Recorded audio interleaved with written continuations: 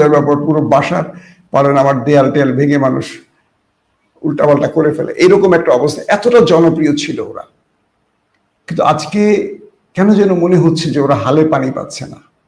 এর প্রধান কয়েকটা কারণ হলো কি, ওরা রাজনীতিটাকে ওদের মতো করে না, ওরা যেই হঠাৎ করে জনপ্রিয়তা এটাকে ওরা নিতে পারে নাই।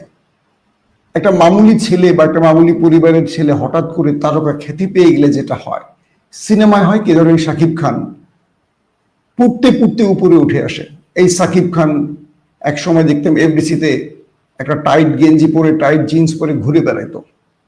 পরিচালক দেখলেই সালাম দিত, প্রযোজক দেখলেই সালাম দিত, আমাদেরকে দেখলে, আমরা যারা সাংবাদিক দেখলেই সালাম দিত, চায়ের অফার করতো। শাকিব খানের কথা বলছি।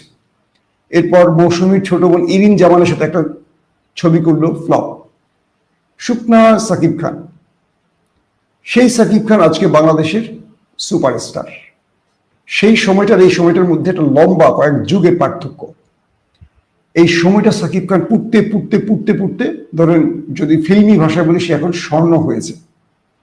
আর এনসিপি হাসিনা পতনের পর সুপারস্টার, এক রাতের মধ্যেই এরকম একটা ব্যাপার।